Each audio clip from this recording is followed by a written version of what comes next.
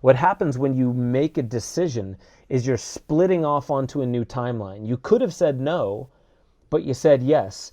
And as soon as you split off into that timeline, what becomes much more realistic?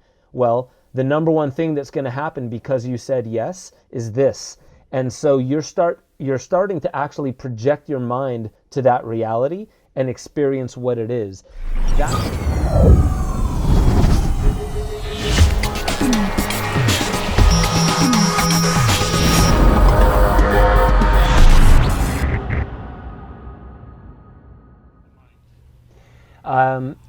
Well, it's definitely, we're always projecting with our mind. So there's definitely part of that, but I can say that myself and everyone I've talked to personally that has done an ayahuasca ceremony, obviously they knew ahead of time they were going to do it. And as soon as they said yes or committed inside them, yes, I'm going to drink this medicine, they instantly started getting some kind of signs and signals. I did too. And actually, as soon as I said yes, I went to the same exact people that Aubrey Marcus went to for the very first time.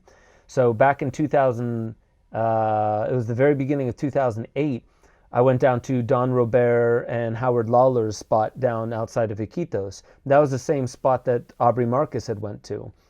And the interesting thing is yes, as soon as I said yes, I started tasting and smelling this thing.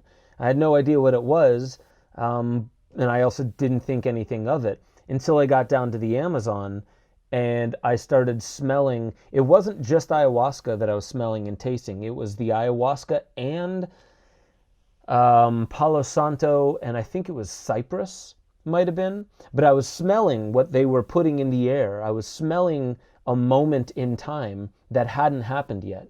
But when you think about it, this is how we are. We have external scientists saying, you know, and we have this idea of reality that it just moves in this linear line because we found a word-based model to talk about reality, right? But the thing is once we got down to quantum physics, we're like, why doesn't anything down here obey the physics? You know, like you take your hand, you amplify it 10 billion times, you're at the atomic structure. You amplify it 1 trillion times, you're down at the quantum level. But those two levels, they don't obey the same principles. How? Why? Well, the thing is because when you're looking at something and it's kind of like an optical illusion and all you have to do is look at it this way and you're like, oh, I get it, right?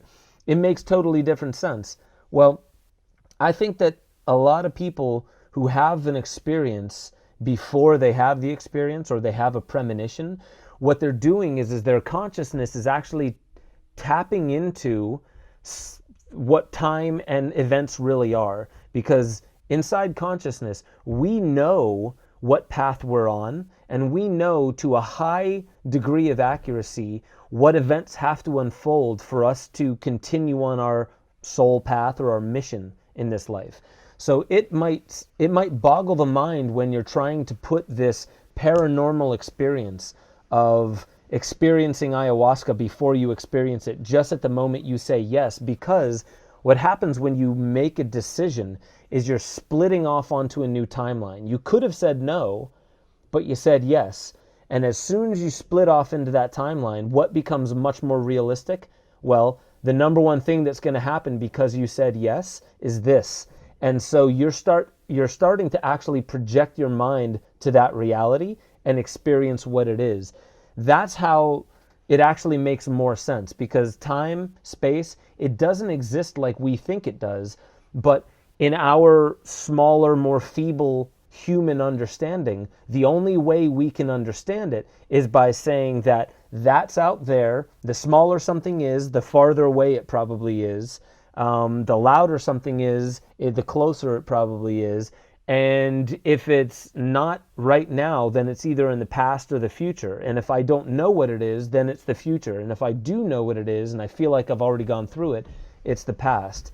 But really, when you get down to the basis of it, psychedelics are breaking us into quantum reality. It's actually bringing us to the quantum level.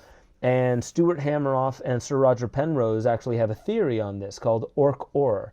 And basically what that basically means is the orchestration of consciousness is a moment where the wave collapses into a particle. Now, we don't even have to understand that, but understand that a wave is connected with everything. It's like a doily, and it never ends. It's connected with everything until you focus on it. And then it collapses into a particle, and it becomes part of our real reality. So we're looking at it, we believe it's real, it's a particle, we're focused on it, so we're like, it's following my intentions. And I don't realize that I have an intention, I just have expectations, and it's behaving the way that I think it should. That's this physical reality.